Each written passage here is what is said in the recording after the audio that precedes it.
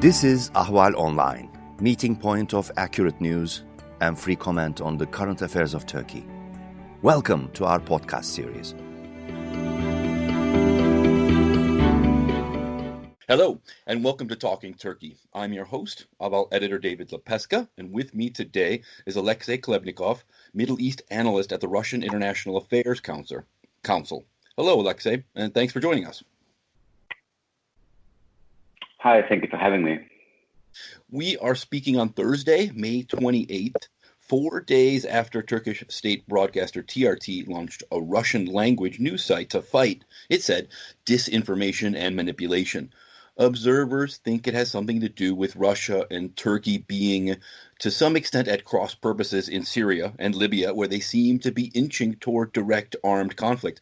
Russian state news agency Sputnik has repeatedly published stories that have angered the Turkish government, such as one in February, arguing that Turkey's Hatay province had been stolen from Syria.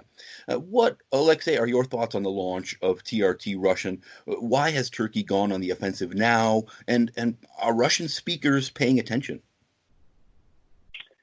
Well, I wouldn't talk about this as an offensive and to make a big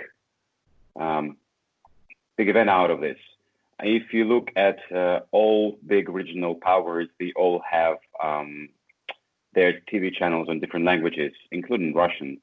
And as far as Russia and Turkey has quite extensive economic relations for quite a while, and don't forget that the two countries are neighbors. So for TRT as a state TV to have their version in Russian language, I think it's a logical continuation of Turkey paying more attention to its Russian partner. So you don't see it as any signs of like some budding information war. It's just a natural progression of Turkey's media, kind of global and regional media development. Well, then we should treat any appearance of any website or media which broadcasts in Russian language as an attempt to wage information war. I mean, we're living in an information and digitalized world, so it shouldn't be a surprise that certain countries which want to reach out to the targeted audience when they want to speak in their language and being closer to them. That's natural. That's how it works. I mean, this is why Sputnik, as a Russian state media agency, also has its broadcast not only in Turkish, in Arabic, but also in other foreign languages of Western Europe, of Asia, Latin America. So. The lead story on TRT Russian yesterday, Wednesday, was a column by analyst Kirill Semenov arguing that Russian President Vladimir Putin's relationship with Syrian leader Bashar Assad had become strained, in part because Moscow, he said, is often, quote, forced to act like a slave and support Damascus. It certainly didn't read like a pro-Russia piece. I wonder what you thought of his view. Are relations strained between Assad and Putin? Some have said this is the reason Putin created a new special envoy post for Syria this week. Mm-hmm. Well, in the first place, I think it's again a misleading approach to see things or divide things in pro and anti. It's not as simple as this. That's first thing.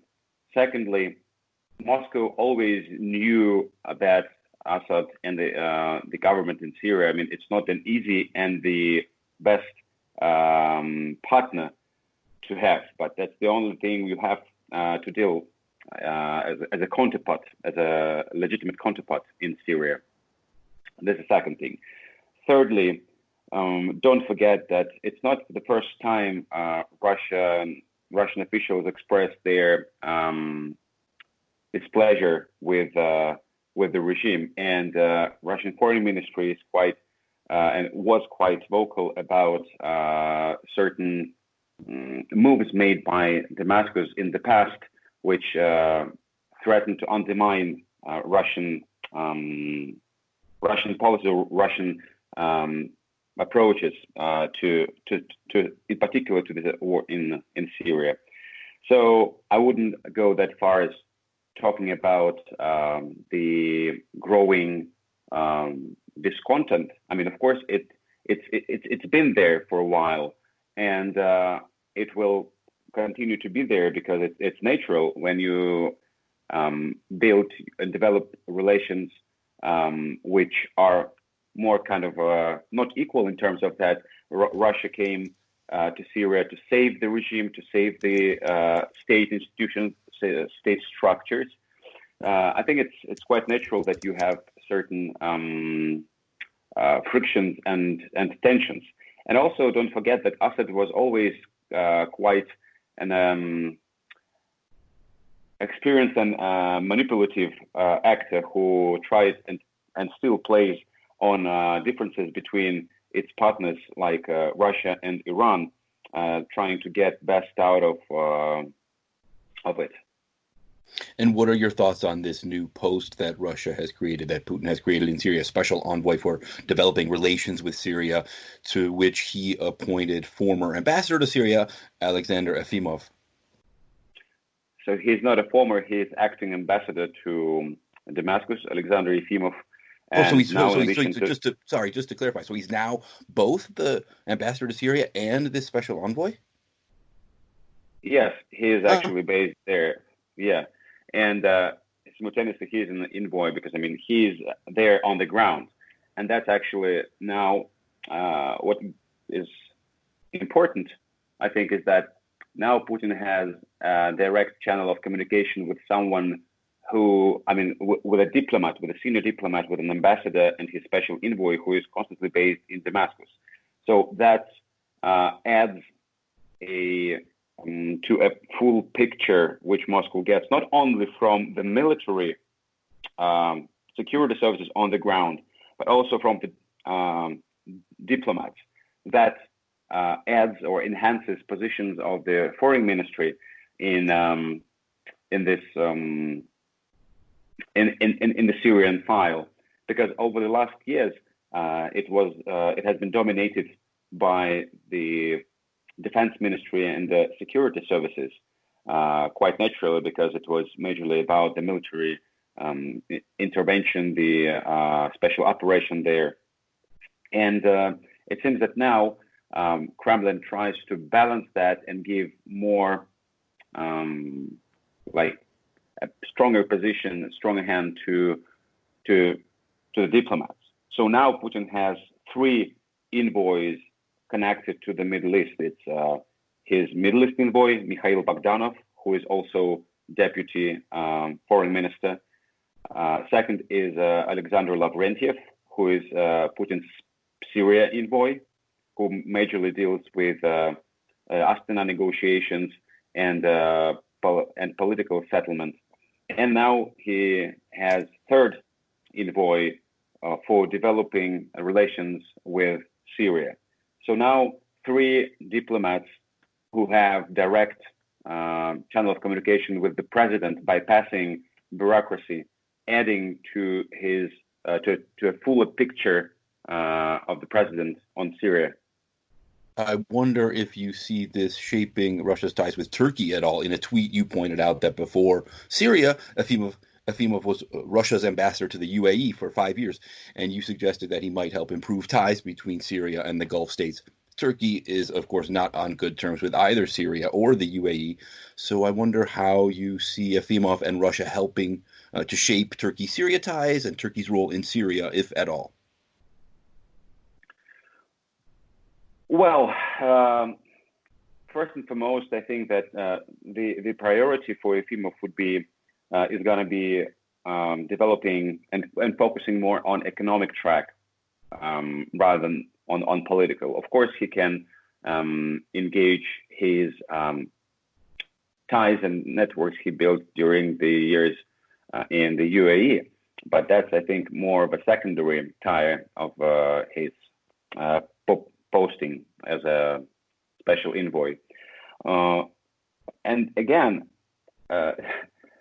Syria has long been an area for competition between many powers throughout the conflict.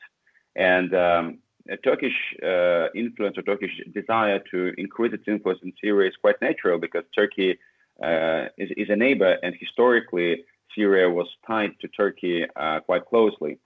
And Gulf countries, Saudi Arabia, Qatar, UAE, have always been interested in increasing their influence, firstly to counterbalance growing Iranian influence there, and also to counterbalance Turkish influence there. Mm-hmm. Except Qatar, of course, because Qatar and Turkey are allies in a strategic partnership. Yes. Right. In Syria's last rebel-held province, Idlib, a Russian-Turkish ceasefire has held since early March, and part of that deal is that Russia and Turkey hold joint patrols along the all-important M4 highway. Last week, you tweeted that they were holding their 12th patrol, which you said lasted just a third of the originally planned length. I wonder, why is that? Why was it so short? And why do you foresee more difficulties ahead for these joint patrols? Well, in the first place, yes, it's just a third of their originally planned route, but it's still a third because over the last 2.5 months, they managed to grow from just several kilometers to 25 kilometers, which is already a progress. A part of that, of course, this is a significant achievement, but the hardest part is still ahead because Jisr, which is on the way further, M4 highway, is one of the strongholds of armed groups. And as we can observe, the situation between Turkey and different armed groups on the ground are not that smooth, and Turkey is experiencing difficulties in pacifying or clearing the agreed buffer zone on both sides, of M4 highway. I'm guessing you're referring to Hayat Tahrir al-Sham or HTS? It's HTS and also Islamic part of Turkestan, which allegedly was involved in yesterday's attack on Turkish convoy. And also there have been, within HTS, there are factions which are against Turkish dealings with Russia and agreements between Turkey and Russia, and also some radical parts within the Syrian pro-Syrian army or National Liberation Front. So you're saying that as the patrols move further, I guess it's to the west, to just al-Shughar, then there will be more conflict, or there's potential for more conflict with these groups? Yeah, I think so. And also a good example to check on how it can potentially work out eventually is the northeast. So basically, just this week, the traffic, transport traffic was restored on M4 highway between Kamishli and Aleppo. So it took about 7 or 8 months because they agreed on that in October last year. So basically that gives you an idea for how long can it take to finally clear the road and finally open it for the traffic, for the transit of commercial and civilian transport. You mentioned yesterday's attack on a Turkish convoy. Another report yesterday said Russian warplanes launched raids on Kasaniye village in western Idlib in another minor violation of the ceasefire. The Turkish presidential spokesman Ibrahim Kalin recently spoke on a web chat about Idlib, saying that the Assad regime would do everything it could to undermine the ceasefire, and that Turkey had heard reports that Gulf countries had bribed Assad to break the ceasefire. It's held for more than 10 weeks now. Do you foresee this Idlib ceasefire holding and possibly leading to some broader resolution, or do you expect Assad and Russia to resume their offensive sometime in the weeks and months ahead? Well, first on the Russian attacks, there were conflicting reports. First, they were argued that Russian airstrikes happened in the West Idlib, and then they were refuted. Then were another sources. So we don't know for sure whether they, because officially all Russian airstrikes are withheld for months now. Mm-hmm.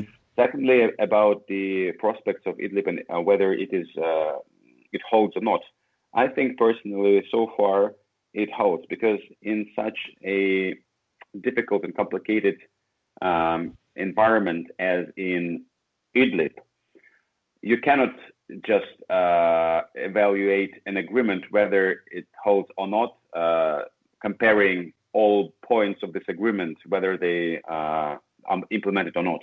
It's a very complicated operational environment, and so far the agreement significantly helped to decrease level of violence and to stabilize situation.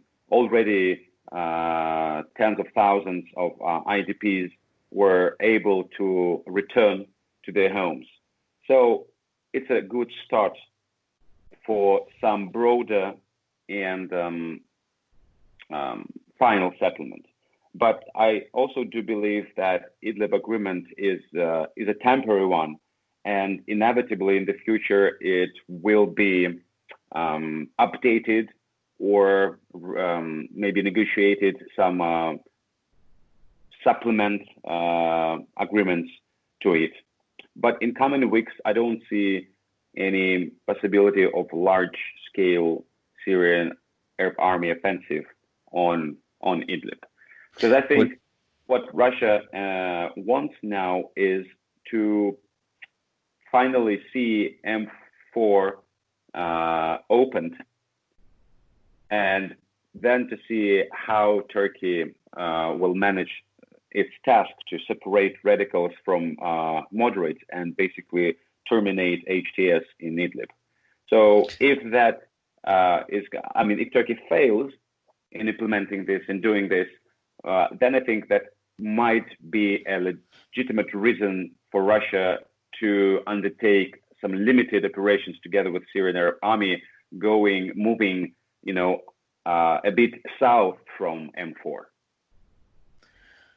But you see Assad being willing to accept gaining less than all the former territories under his control?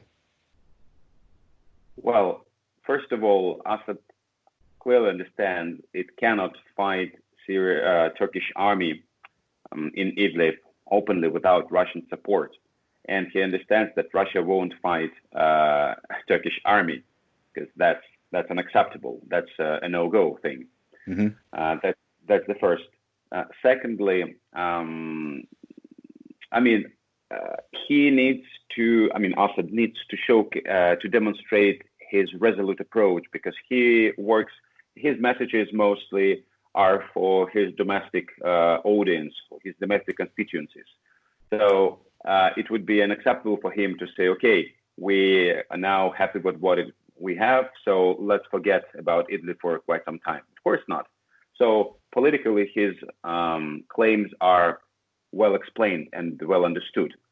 But from practical point, it would be a suicide for him to go on a full-fledged military operation against Turks.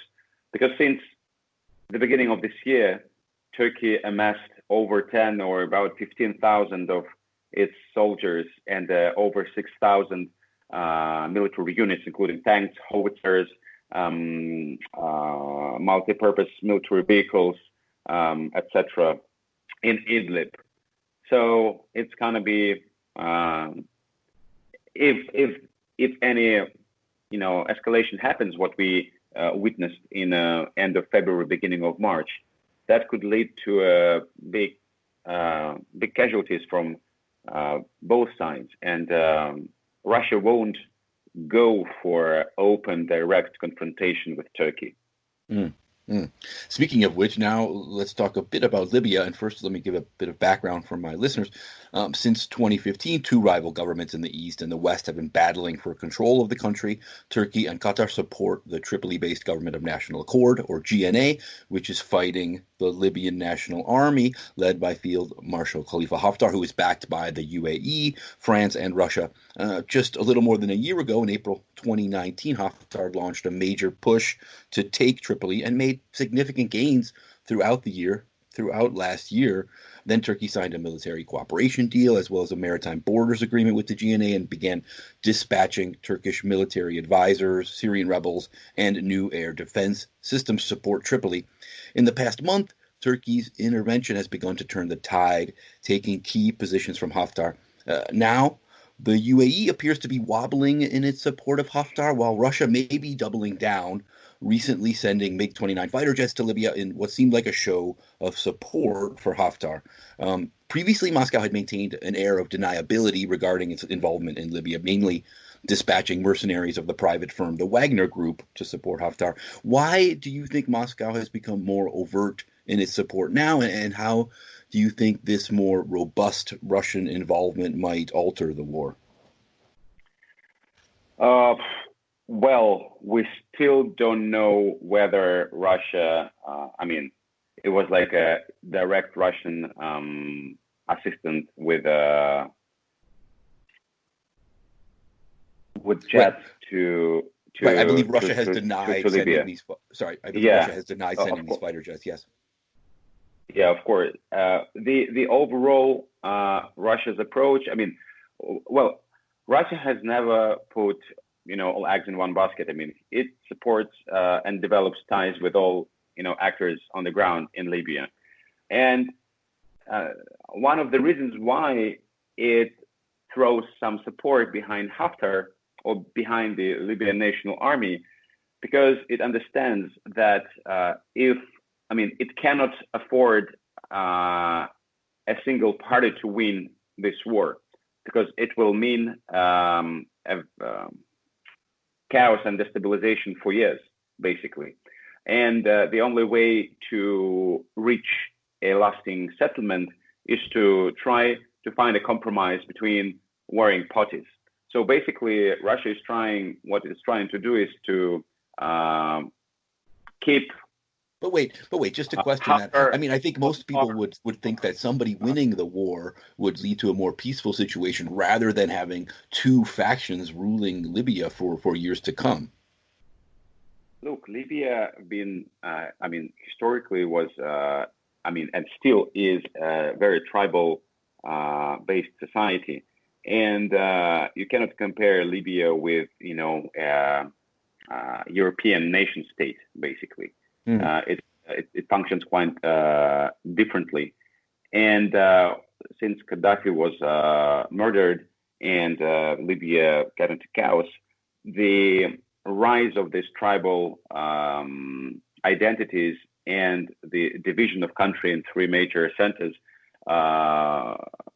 increased. So, and to argue that if one party dominates over one party and then it will manage, firstly, we don't see that any party autonomously, independently can win over another party. So that means it is a stalemate. And the stalemate can be overcome through either military tools, by external support, the decisive external military support, or through negotiations.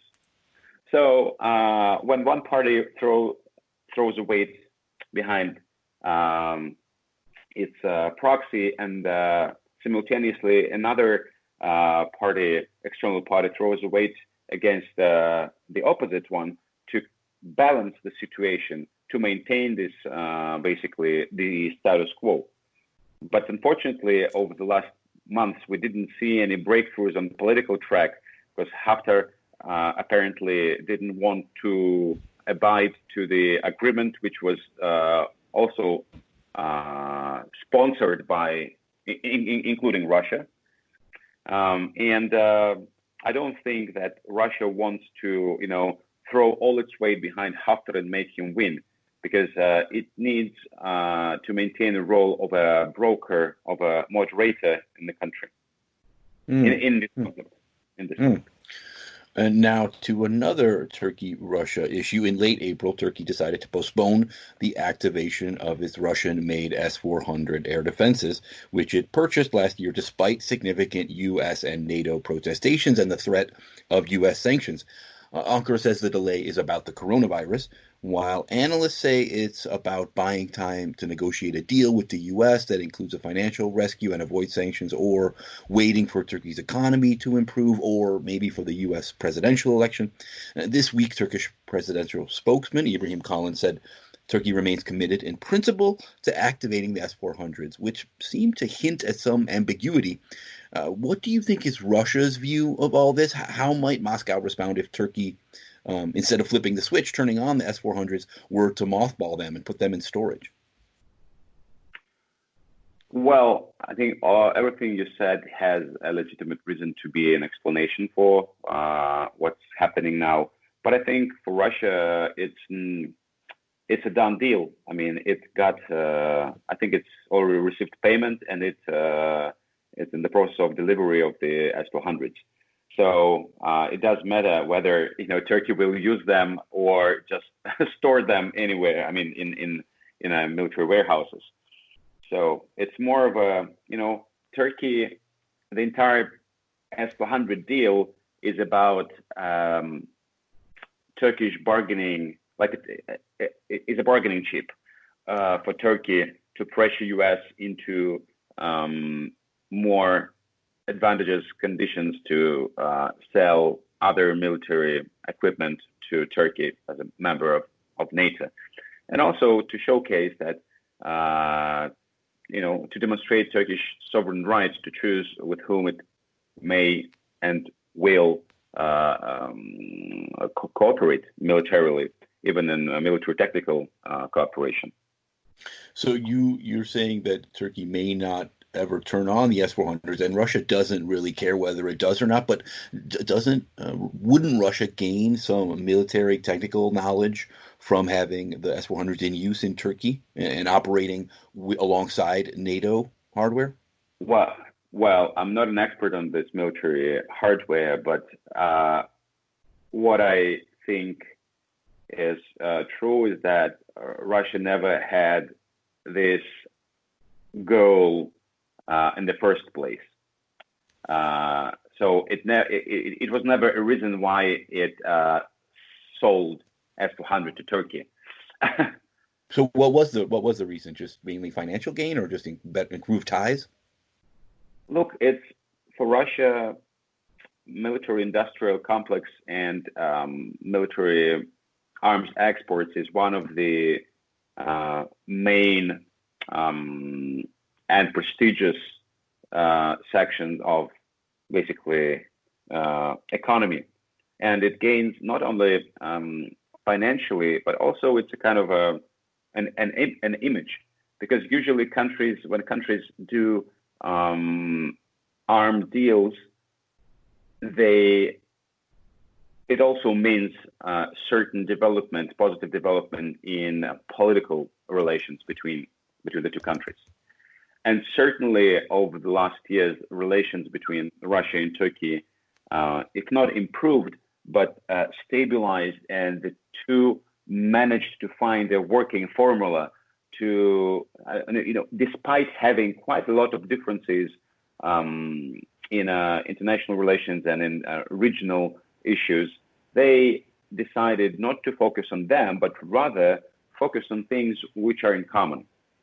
And that's what differs Russia-Turkish relations, for example, with other Western partners who prefer to concentrate only on negative issues, which have become an impediment, an obstacle for moving forward. You say they found this working formula, but there's also all these kind of potential realms of conflict. We've got Russia and Turkey more or less at odds in Syria, where Moscow was behind the late February Idlib airstrike that killed 34 Turkish soldiers. And in Libya, where their clash seems to be becoming increasingly open for all to see, and both of those conflicts could escalate in the coming weeks. We're also looking at this possible Turkey-Russia dispute to some extent over the S-400s and whether they're activated or ever used. And then the two are kind of facing off online with this TRT Russian and Sputnik Turkey. It sure seems like Putin and Erdogan have more than enough to discuss in their monthly phone calls. Is all this not straining relations? And how do you expect all these realities to shape Russia-Turkey ties in the months ahead? I won't expect any big divorce or worsening of relations. I mean, look, you've mentioned that incident in Idlib in February, right? Yes. But then both leaders managed to find a compromise. I mean, they reached an Idlib deal on March 5. Since then, it's there. Russian-Turkey joint military patrols are working not only in Idlib but also in northeast Syria, and quite successfully. That's of course with limitation, but it's a certain success. You build a trust and cooperation not overnight. It takes months, years to build that. So I think they are on the right trajectory. Of course, certain risks remain, and I think both Ankara and Moscow are aware of that, and they take it into account. And I think that given how much the two countries invested in developing their relations over the last years, coping with going through the time of animosity back in 2015, and then restoring, sanctions and restoring relations, blah, blah, blah. I think they know that they have a lot to lose. And I don't think that they are ready to go to undertake actions or steps which will basically nullify everything they reached previously. Okay. Alexey Khlebnikov, a Middle East analyst at the Russian International Affairs Council. Thanks so much for your time and insight. It's been a pleasure talking to you. Thank you, David.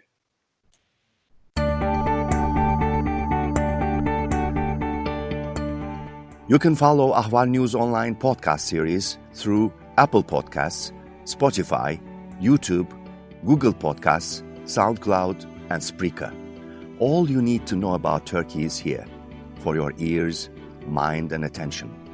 Thank you for listening to our podcast.